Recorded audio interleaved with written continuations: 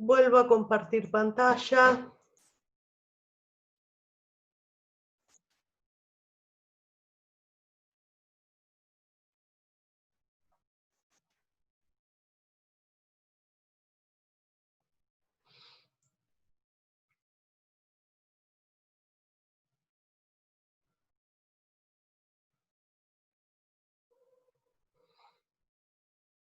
Bien, vamos empezando.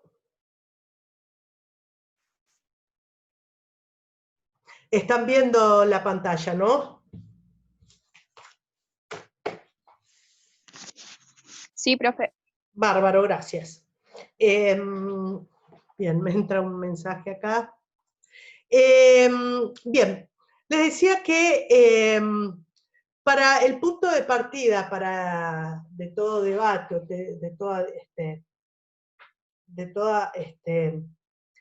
todo género discursivo, los argumentos dialécticos, son los tópicos o los topos. Entonces, tiene que encontrar a un método a partir del cual, a partir de proposiciones opinables, como puede ser que somos los tópicos o los topos, sea posible formar silogismos sobre todos los problemas que se puedan plantear. Entonces, el problema que se plantea y la primera tarea que se tiene que generar es encontrar los tópicos, ¿sí? Una adecuada fundamentación filosófica se obtiene un catálogo de tópicos y que se orientan hacia círculos de problemas, a partir de preguntas, y se puede generar o se puede iniciar el proceso dialéctico. Los tópicos son los lugares comunes, son aquellas verdades o aquellos, aquel tipo de verdades sobre el que tenemos algún género de acuerdo, ¿sí? Algún género de acuerdo, porque participamos de esta sociedad sobre lo que no vamos a discutir. Entonces, a partir de allí podemos empezar a generar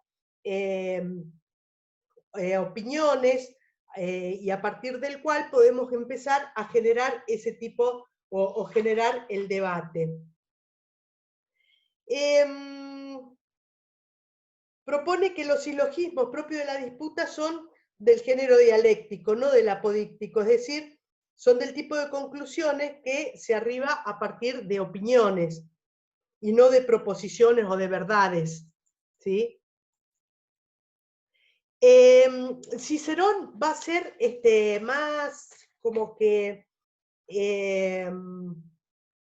fue más aceptado por la doctrina jurídica, pero precisamente porque Cicerón escribió la tópica o dirigida a un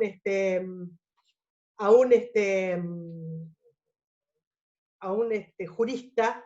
Entonces toda su obra está dirigida al género jurídico, y dice Cicerón que pretende las clases de tópicos, se pueden clasificar los tópicos y pueden tratarse de, se encuentran íntimamente ligados con las cosas de que se trata o son traídos desde afuera.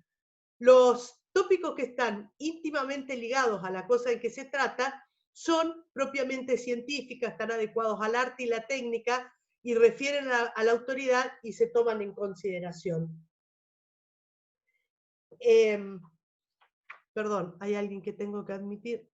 Y entonces se pueden orientar a la totalidad de lo que se está tratando o se pueden orientar a determinadas relaciones o vínculos lingüísticos. Las relaciones pueden ser el género, la especie, la similitud, la diversidad, la oposición, circunstancias acompañantes, causas, efectos, comparaciones. La tópica lo que pretende es suministrar datos para saber cómo hay que comportarse en una situación semejante para no quedar detenido y sin remisión. Es una técnica del pensamiento problemático, ¿sí? Se trata de aporías o del pensamiento aporético que caracteriza el problema y resulta inasequible, caracteriza la ausencia de camino, es decir, la situación problemática que no puede ser dejada de lado. La situación problemática es la que me va a permitir avanzar hacia la resolución del problema.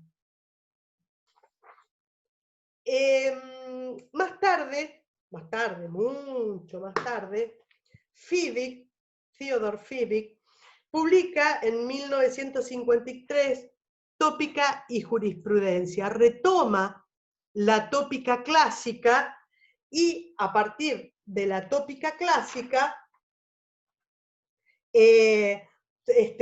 comienza o analiza la forma de la búsqueda de premisas. Lo que busca Fiebig consistía en reivindicar el interés para la teoría y la práctica jurídica, el pensar tópico o el pensar retórico. En Europa, el del derecho, en la Europa continental, entonces se convirtió en un centro de atención la polémica en torno a lo que se denominaba el método jurídico.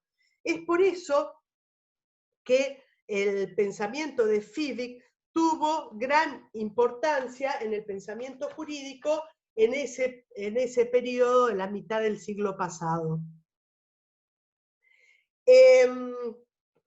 Entonces, el problema de la tópica va a ser la búsqueda de la búsqueda de las premisas, es decir, a partir de cuáles son las premisas que van a conformar el silogismo demostrativo. Y este es un procedimiento que nunca termina porque el repertorio de tópicos es siempre provisional, es siempre elástico y siempre va a poder ir cambiándose. Los tópicos tienen que entenderse como hilos conductores del pensamiento que permiten conclusiones cortas. Deben considerarse como presunción de plausibilidad, es decir, como presunción de posibilidad. ¿Y esto qué permite pensarlo de esta manera? Que quien lo piense o quien no esté de acuerdo con ese tópico, con ese punto de partida, con esos repertorios de tópicos, va a tener que demostrarlo, va a tener que justificar por qué no son verdaderos. Entonces, para Fiebig, la técnica del pensamiento problemático está caracterizado por tres elementos. Desde el punto de vista del objetivo, es una técnica del pensamiento problemático. Es una técnica que me va a servir analizar el problema, descubrir el problema y debatir el problema. Desde el punto de vista del instrumento con el que opera, es la noción de topos o del lugar común, es decir, desde cuál va a ser el punto de partida para analizar o para construir las premisas de este pensamiento problemático. Y desde el punto de vista de la actividad, la tópica es una búsqueda y examen de premisas, ¿sí? Porque más que el problema es encontrar las premisas que me van a permitir analizar el problema. Esa sería la tarea de la tópica para Phoebe.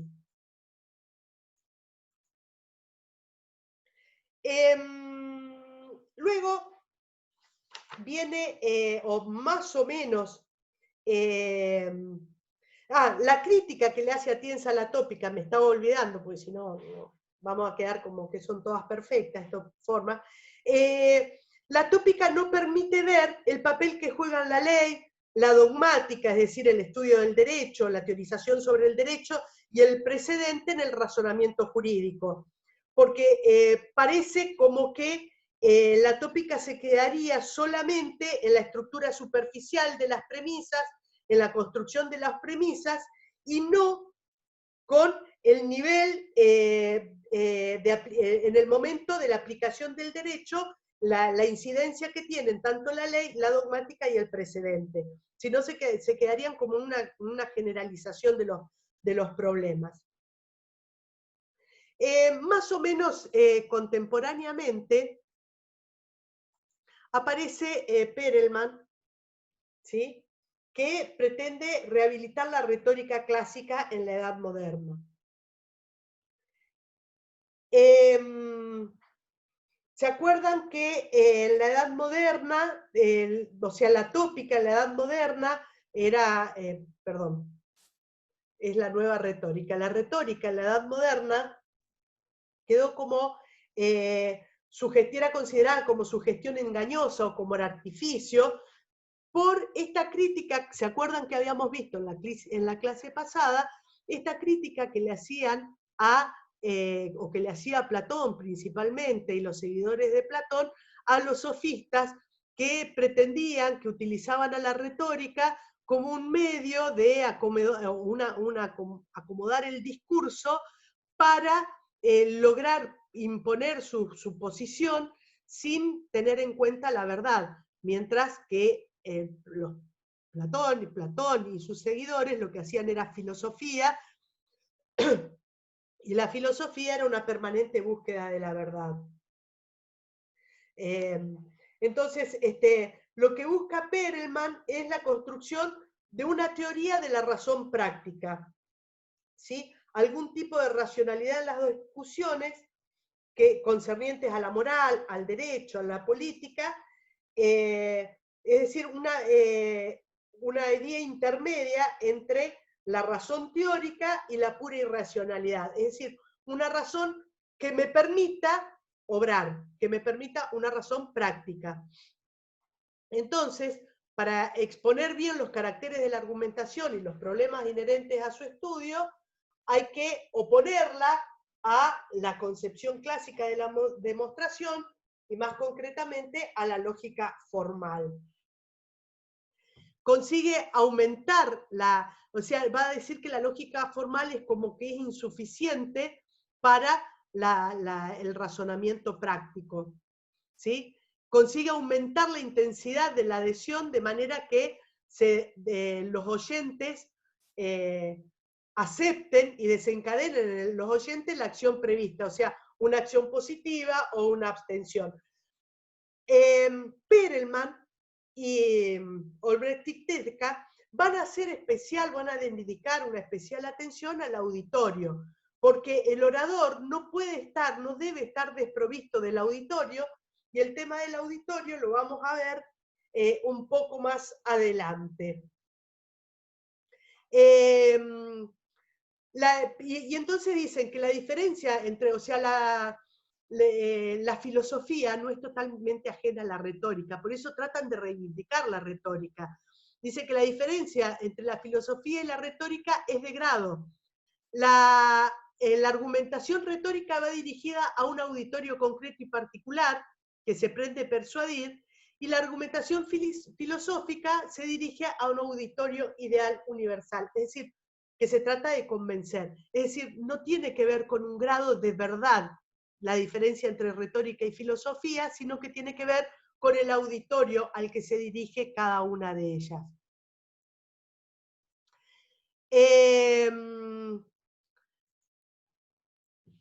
Acá terminamos, porque si no, no me van a entender.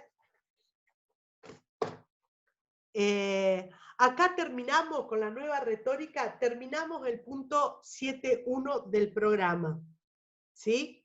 Por donde vemos lo que es la argumentación en general y más o menos una evolución histórica de las técnicas argumentativas, ¿sí? Técnicas argumentativas que es necesario conocer porque vamos a ver que luego la argumentación jurídica acepta o admite o las cree necesarias a estas técnicas o se utilizan en la argumentación jurídica estas técnicas argumentativas.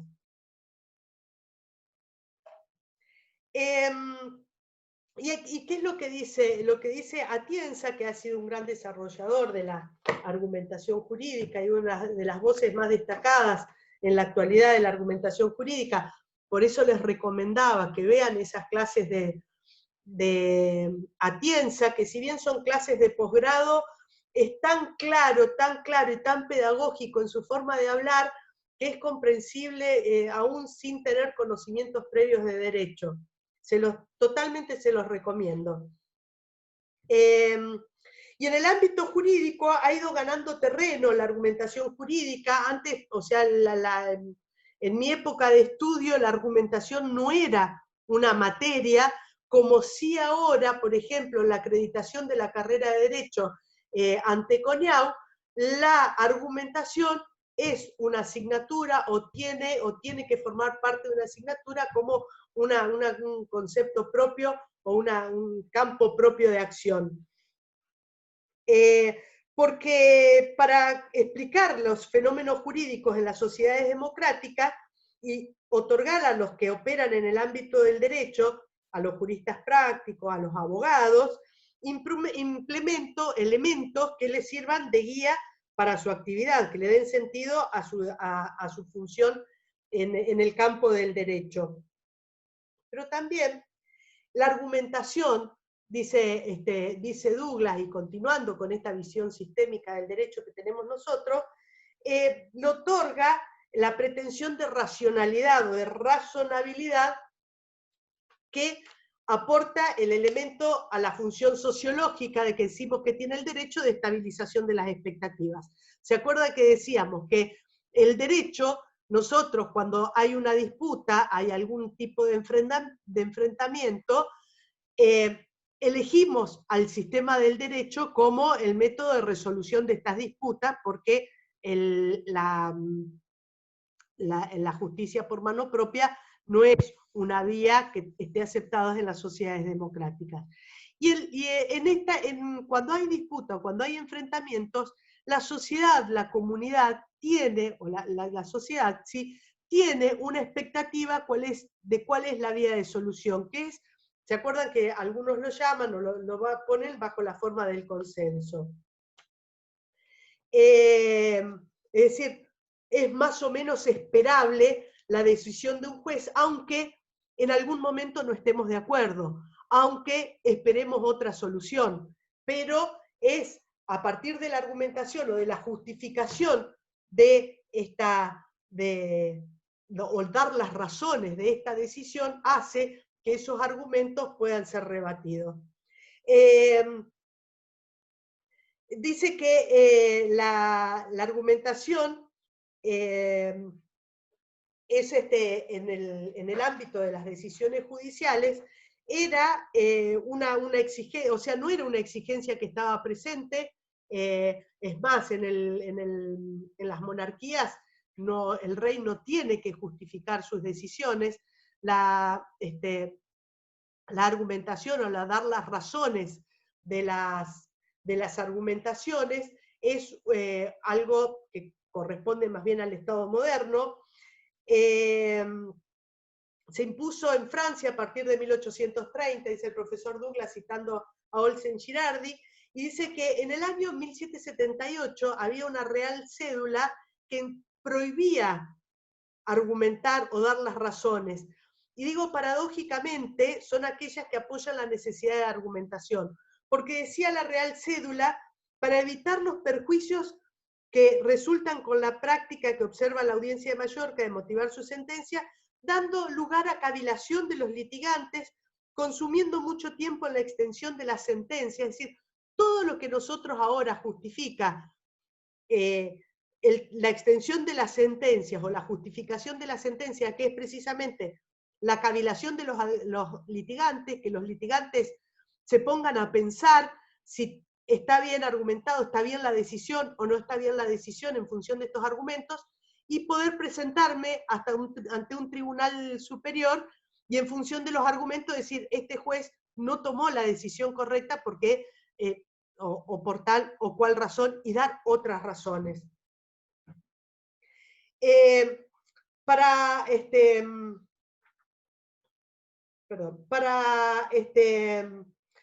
Maturana, o siguiendo Douglas Price, siguiendo a Maturana, dice que cada observador acepta como adecuada la conducta de otro organismo con el cual interactúa porque el criterio de aceptación de la conducta está dado por un criterio de aceptación que constituye las conductas o acciones adecuadas de la comunidad cognitiva que pertenece. Es decir, cuando yo estoy actuando con otro organismo, ¿sí? Cuando estoy, o por ejemplo, estamos actuando en la relación docente-alumnos, ustedes, el criterio de aceptación de las conductas que yo represento, que yo manifiesto como docente, están pasadas por un tamiz de un criterio de aceptación que son la que este sistema social admite como conductas aceptadas por un docente o que se admiten como conductas aceptadas por un alumno. El criterio de aceptación de esas conductas ya están dadas o vienen dados por esta sociedad en la que nos manejamos. Y que las aceptamos, que las tenemos en cuenta por ser miembros de la comunidad a la que pertenecemos.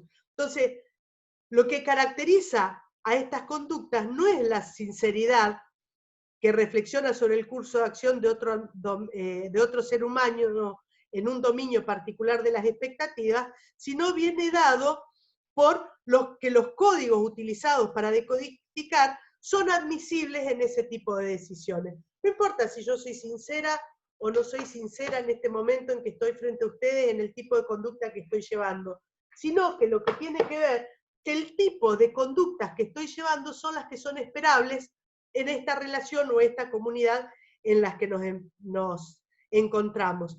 Son esperables, dice el profesor Douglas en su libro, en tanto son congruentes con las especificaciones de ese dominio, aunque desilusionen, desengañen, algunas partes no puedan estar de acuerdo.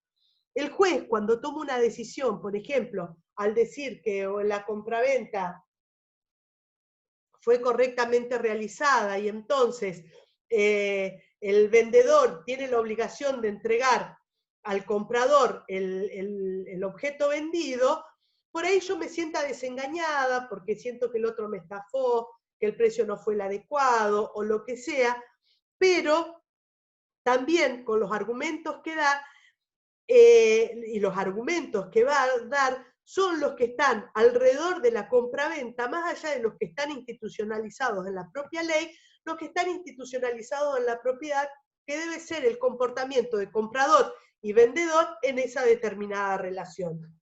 Y si yo vendí una cosa a un precio un poco bajo y no fui engañada, ni fui estafada, ni nada por el estilo, tengo que aceptar que aunque pudiera hoy obtener un mejor precio, fue el precio que debía ser en ese momento. ¿Se entiende lo que tiene que ver o a dónde apunta la argumentación o la argumentación en el ámbito jurídico?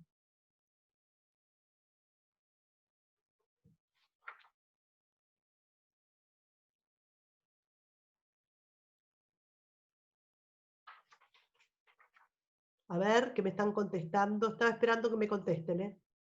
Sí, sí, sí, perfecto. ¿Leyeron? Les pregunto mientras tomo un traguito de agua. ¿Leyeron un poco? ¿Cómo van con la lectura?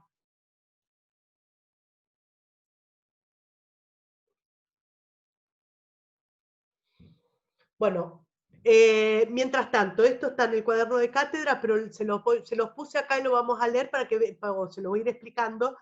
Dice Atienza que las razones, porque la argumentación o la práctica argumentativa tiene cada vez más éxito en la cultura. El de Marafiotti, ¿me estás diciendo, Camila? ¿Qué te pareció el cuaderno de cátedra?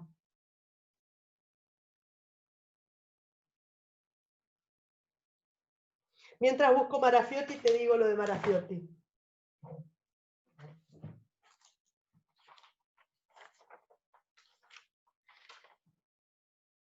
Ahora seguimos con la argumentación en el ámbito jurídico. El de Marafiotti, si lo lees, es hasta la página 54, ¿sí? Que es capítulos 1 y 2. Principalmente la primera parte, ¿sí? Bueno, bárbaro, porque lo que tratamos es que el cuaderno de cátedra simplifique la lectura y los acerque a la lectura. ¿Por qué es importante la argumentación en los ámbitos jurídicos? Es importante la argumentación en los ámbitos jurídicos porque, a ver, vamos por el punto, por el principio. Parto de acá y después te lo vuelvo a explicar al otro de nuevo.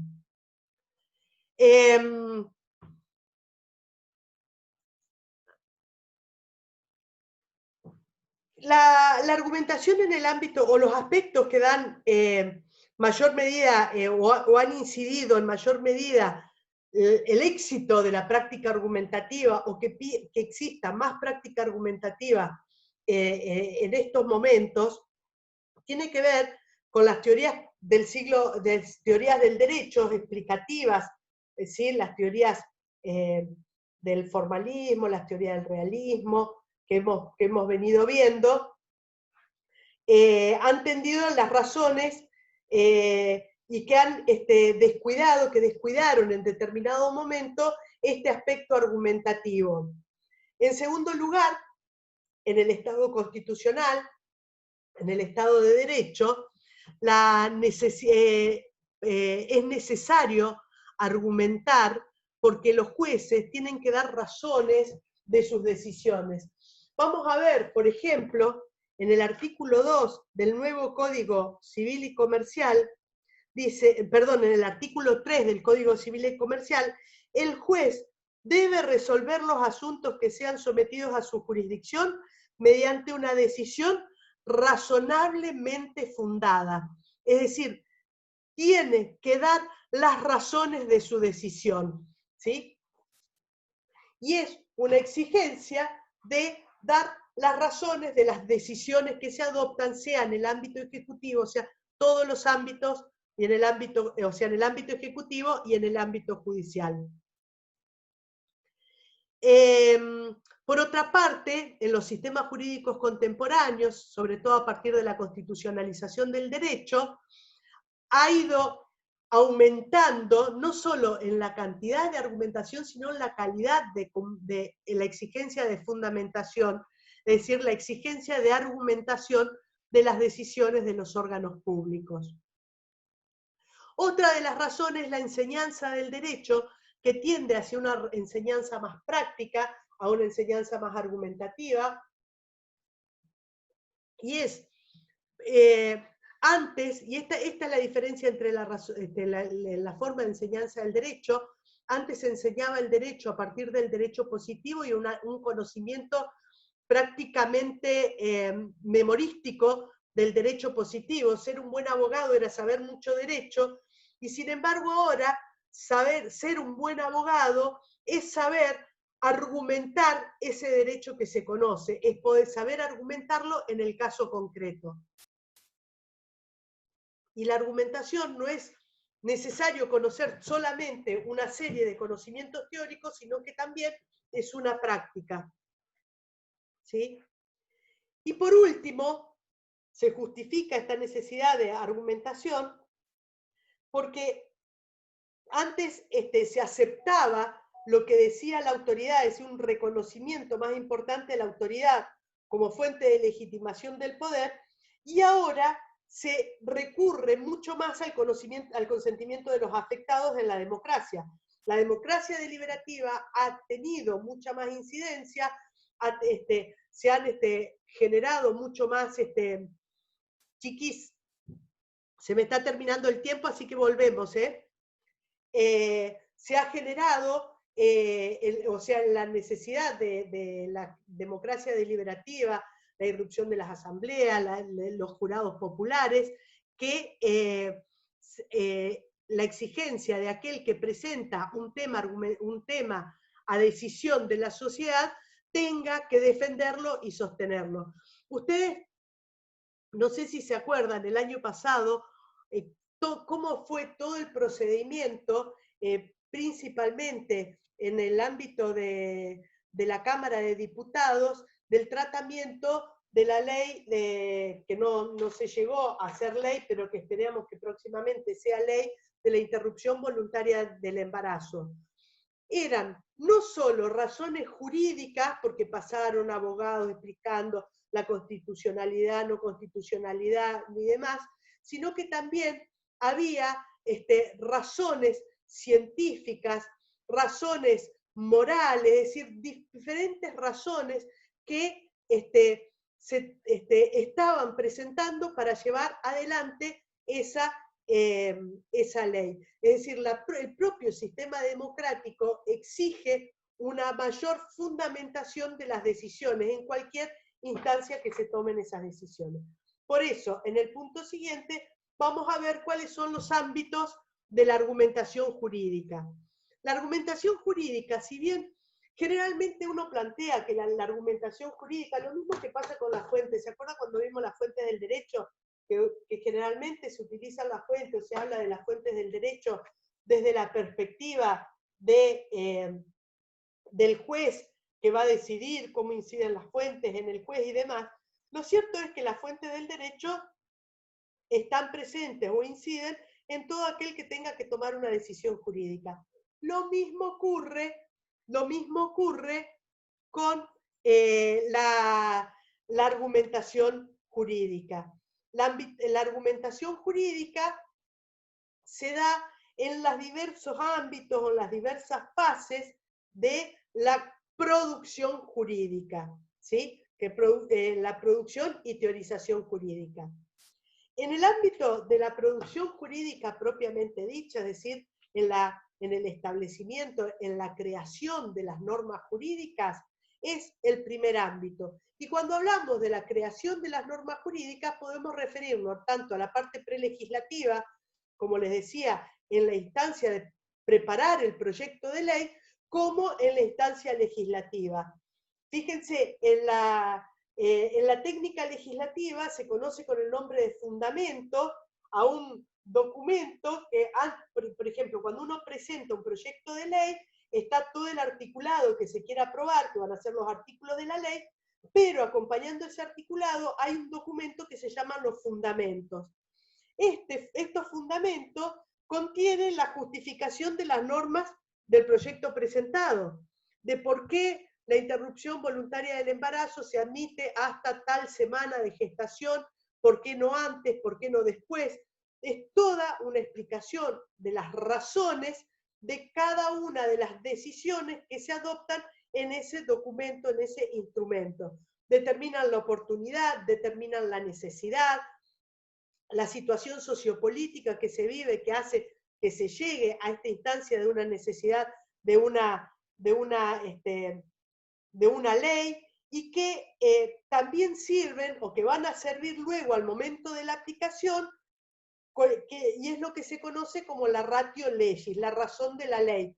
Cuando un artículo determinado, la aplicación textual de una ley no nos alcanza, por ahí vamos a la ratio legis, o a la voluntad del legislador, qué quiso el legislador, pero no a la voluntad explícita, sino a cuáles son los argumentos, cuáles son los fundamentos que se tuvieron en cuenta para poder hacer una argumentación o una interpretación de eso que está en el texto.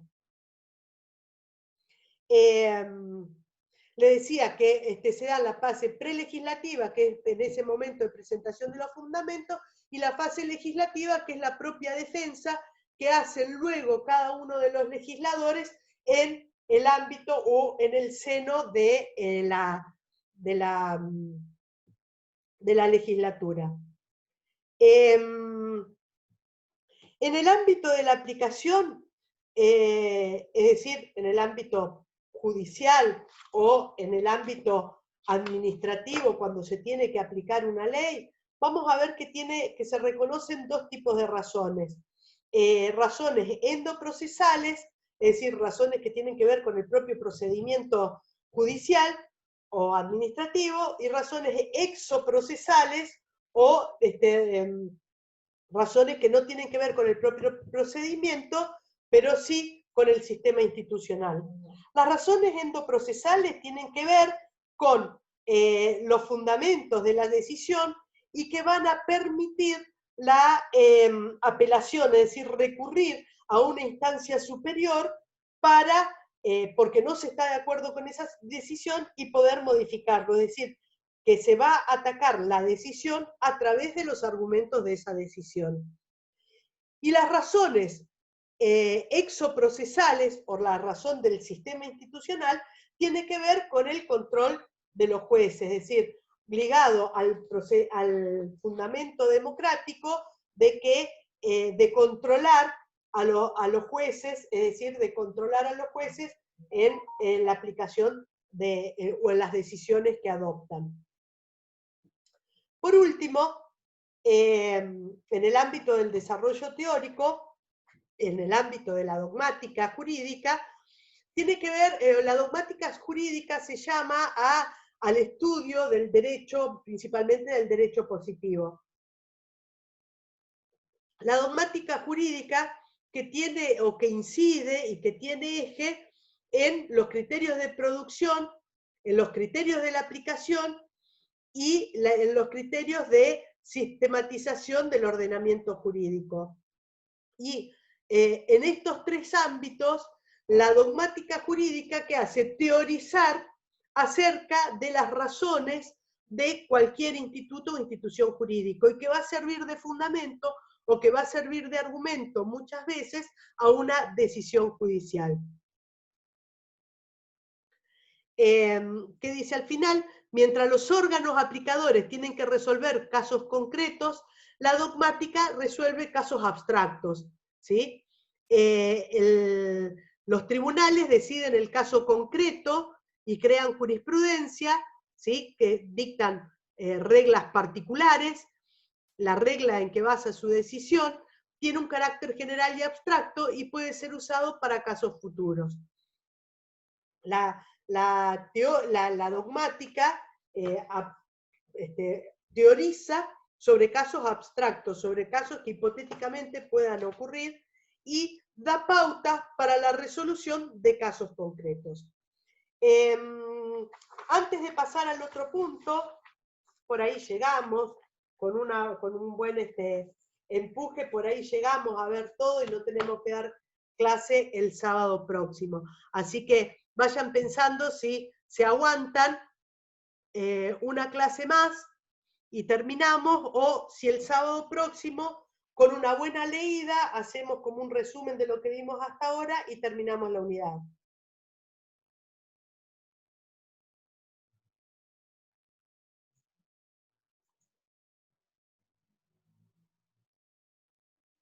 Bueno, de todas maneras le voy a pedir que ingresen de nuevo 5 minutitos para que charlemos un par de temas respecto de la clase de mañana y del sábado a la mañana. ¿De acuerdo? Ingresamos, son las 3:39, ingresamos a las 45, no más de 10 minutos.